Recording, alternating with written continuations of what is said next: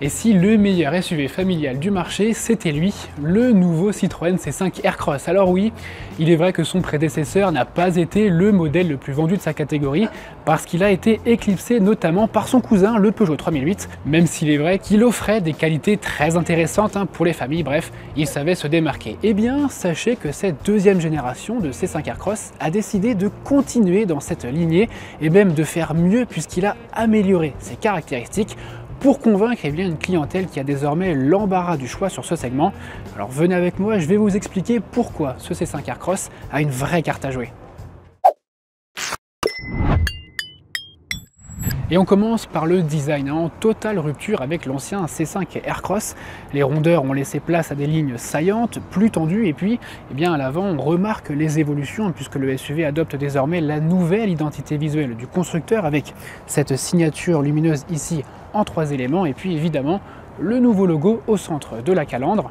Ce C5 Aircross, il s'affirme aussi niveau caractère, comme on va le voir ici à l'arrière avec ses épaules qui sont marquées. Alors on pourrait croire que ce sont les ailes qui sont galbées, en fait pas du tout. Le travail des designers s'est porté sur la ligne de caisse et le design de ces feux qui sont d'ailleurs repris du concept comme Citroën nous l'avait promis.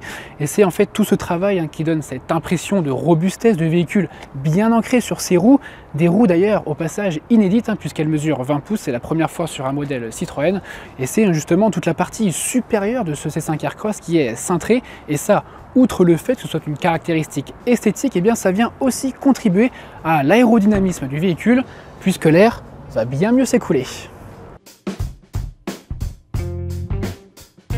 On continue avec les dimensions de ce nouveau C5 Aircross qui sont en hausse par rapport au prédécesseur. Alors pas en hauteur puisqu'elle reste la même, mais plutôt en longueur.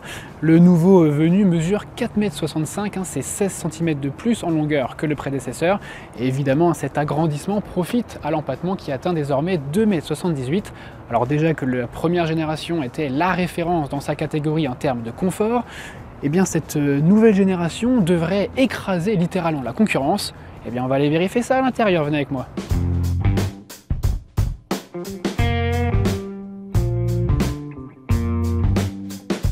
Moi je dois vous avouer que je suis un petit peu déçu à l'arrière de ce nouveau C5 Aircross, non pas parce que je manque de place, vous pouvez voir je suis quand même confortablement installé, en plus au contraire la garde au genou est supérieure de 6 cm à celle de l'ancien C5 Aircross, et la garde au toit elle est surélevée de 7 cm. Alors cette garde au toit elle est surélevée grâce notamment à une inclinaison un petit peu plus prononcée des dossiers des sièges, mais aussi à une ligne de toit qui s'incline seulement après la cellule de l'habitacle.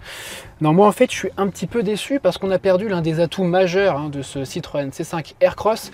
Ce sont ces 3 sièges indépendants, évidemment, là vous pouvez le voir, on est sur une banquette fixe. Alors ça c'est un petit peu dommage parce que le C5 Aircross était le seul SUV familial à proposer ces 3 sièges indépendants, ce qui était vraiment pratique pour les familles nombreuses. Chacun des 3 individus était confortablement installé. En revanche, le constructeur au chevron a conservé l'inclinaison des dossiers, ça c'est plutôt pratique pour régler sa position, notamment sur long trajet. Et ça sert aussi au volume de coffre qu'on va aller voir tout de suite. Et comme son prédécesseur, ce nouveau Citroën C5 Aircross bénéficie du haillon motorisé et même du haillon main libre dans ses versions supérieures. Ça c'est plutôt pratique quand on rentre des courses, qu'on a les mains prises. Une fois que le haillon s'ouvre, il faudra faire attention à ne pas venir se cogner la tête quand on est un grand gabarit. Sinon pour le reste, comme le prédécesseur, le volume de coffre de ce nouveau SUV familial reste le meilleur de la catégorie avec 565 décimètres-cubes. Comme vous pouvez le voir, ce coffre il est assez haut, il est assez large, il est aussi modulable avec un plancher qui se règle sur 2 niveaux. Et une fois la banquette en 3 blocs rabattue, on dispose d'un volume de coffre de 1668 décimètres-cubes. Ça aussi, c'est un bel argument de vente pour les familles.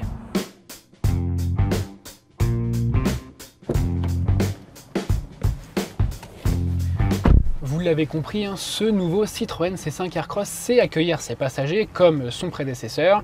C'est pas une surprise en soi puisqu'il est connu et reconnu pour son confort, D'ailleurs, eh bien, cette nouvelle génération s'équipe des sièges Advance Comfort qui sont dignes d'un canapé, grâce notamment à une première couche en surface très moelleuse qui repose sur une deuxième mousse à haute densité à l'intérieur du siège.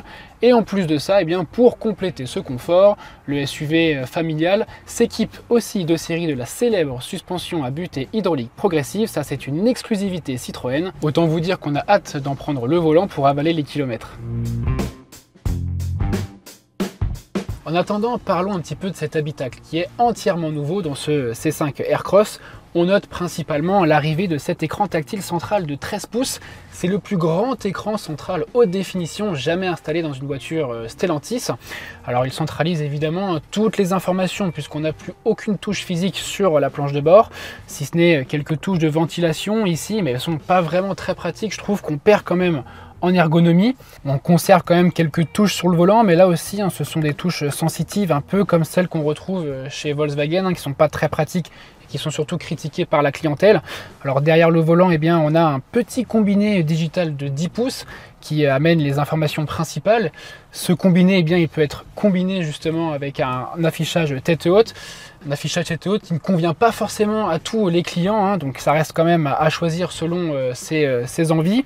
Pour le reste, eh bien, on conserve quelques qualités du prédécesseur, notamment les espaces de rangement avec ici sous la coudoir, sous la console centrale, encore dans la boîte à gants où on peut ranger une bouteille d'eau d'1,5 litre. Sinon, on a un petit peu perdu aussi en qualité par rapport au prédécesseur. On a ici une planche de bord qui est recouverte de ce matériau issu du recyclage qui est molletonné.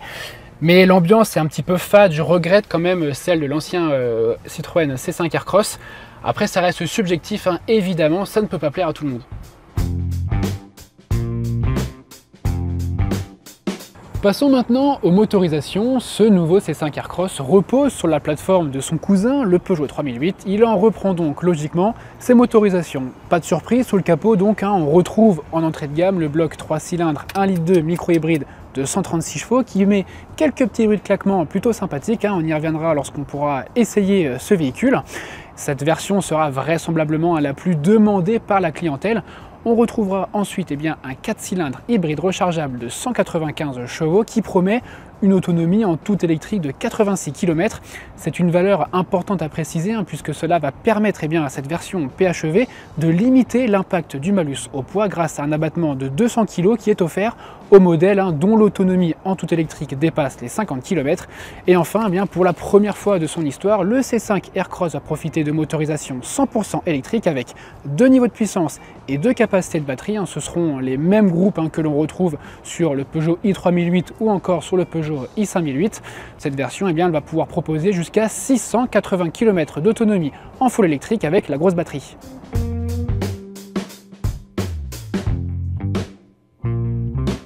On termine avec les tarifs qui débuteront aux alentours de 35 000 € en version micro-hybride.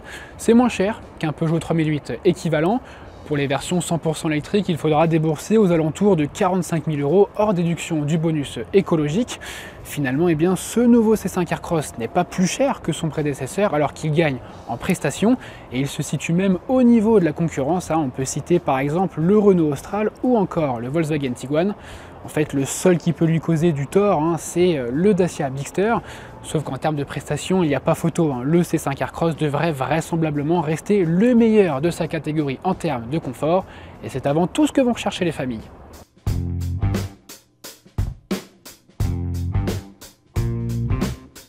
Ce nouveau SUV familial sera assemblé en France, à l'usine de Rennes, avant d'être commercialisé dans le courant de l'été. D'ici là, je vous invite à rester connecté sur le site internet de largus.fr. N'oubliez pas de vous abonner à notre chaîne YouTube ainsi qu'à nos différents réseaux sociaux pour ne rien manquer de toute l'actualité. Et moi je vous dis à très bientôt pour une nouvelle vidéo. Ciao!